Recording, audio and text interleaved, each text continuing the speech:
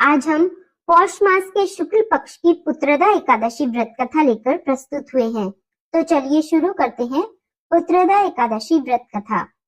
युधिष्ठिर ने कहा, हे भगवान, आपने सफला एकादशी का महात्म्य विधिवत बताकर बड़ी कृपा की।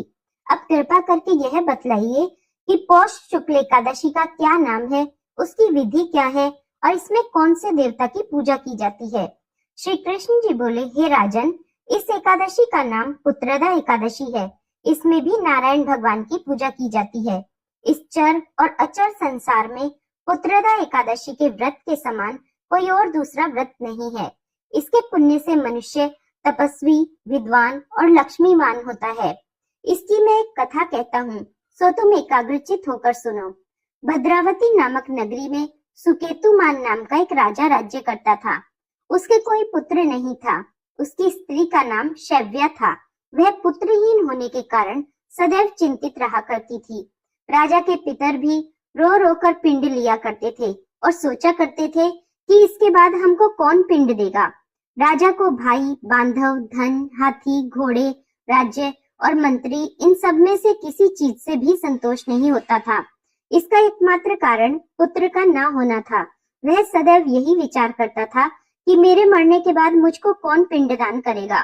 बिना पुत्र के पितरों और देवताओं का ऋण मैं कैसे चुका सकूंगा। जिस घर में पुत्र ना हो उसमें सदैव ही अंधेरा रहता है। इसलिए मुझे पुत्र की उत्पत्ति के लिए प्रयत्न करना चाहिए। जिस मनुष्य ने पुत्र का मुख देखा है वह धन्य है। उसको इस लोक में यश और परलोक में शांति मिलती है, अर्थात उसके दोनों लोक सुधर जाते हैं। पूर्व जन्म के कर्म से ही इस जन्म में पुत्र, धन आदि प्राप्त होते हैं। राजा इसी प्रकार दिन रात चिंता में डूबा रहता था। एक समय राजा ने अपने शरीर को त्याग देने का विचार किया, परंतु आत्मघात को महान पाप समझकर उसने ऐसा नहीं किया। एक दिन राजा ऐसा ही विचार करता हुआ अपने घोड़े पर चढ़कर वन को चल दिया और पक्षियों व वृक्षों को देखने लगा। उसने देखा कि वन में मृग, व्याघ्र, सुअर, सिंह, बंदर, सर्प आदि सब भ्रमण कर रहे हैं। हाथी अपने बच्चों और हथनियों के बीच में घूम रहा है। इस वन में कहीं तो गीदड़ अपने कर्कश स्वर में बोल रहे हैं, कहीं उल्लू ध्वनि कर रहे हैं। वन के दृश्यों को देखकर राजा सोच विचार में लग गया। इसी प्रकार उसको 2 पहर बीत गए। वह सोचने लगा कि मैंने कई यज्ञ किए, ब्राह्मणों को स्वादिष्ट भोजन से तृप्त किया, फिर भी मुझको यह दुख क्यों प्राप्त हुआ। राजा प्यास के कारण अत्यंत दुखी हो गया और पानी की तलाश में इधर उधर फिरने लगा। थोड़ी दूरी पर राजा ने एक सरोवर देखा। उस सरोवर में कमल खिल रहे थे तथा सारस, हंस, मगरमच्छ आदि विहार कर रहे थे। उस सरोवर के चारों तरफ मुनियों के आश्रम बने हुए थे। उस समय राजा के दाहिने अंग फड़कने लगे। राजा शुभ शकुन समझकर घोड़े से उतरकर मुनियों को दंडवत करके उनके सामने बैठ गया।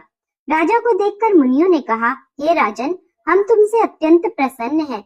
तुम्हारी क्या इच्छा है सो कहो। राजा ने उनसे पूछा कि महाराज, आप कौन हैं और किस लिए यहाँ आए हैं, सो कहिए। मुनि बोले, हे राजन, आज संतान देने वाली पुत्रदा एकादशी है। हम लोग विश्व देव हैं और इस सरोवर पर स्नान करने के लिए आए हैं।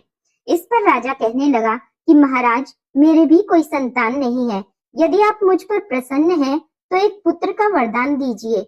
मुनि बोले कि हे राजन, आज पुत्रदा एकादशी है, आप इसका व्रत करें। भगवान की कृपा से अवश्य ही आपके पुत्र होगा।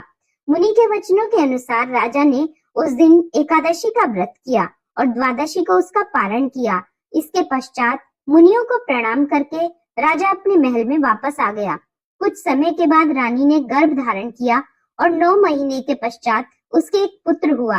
वह राजकुमार अत्यंत शूरवीर, धनवान, यशस्वी तथा प्रजापालक हुआ। श्री कृष्ण भगवान बोले, हे राजन, पुत्र की प्राप्ति के लिए पुत्रदा एकादशी का व्रत करना चाहिए। जो मनुष्य इस महात्म्य को पढ़ता या सुनता है उसको अंत में स्वर्ग की प्राप्ति होती है। इस प्रकार पौष पुत्रदा एकादशी व्रत कथा समाप्त हुई। बोलो लक्ष्मी नारायण भगवान की जय। जय श्री कृष्ण। राधे राधे। जय श्रीमन नारायण।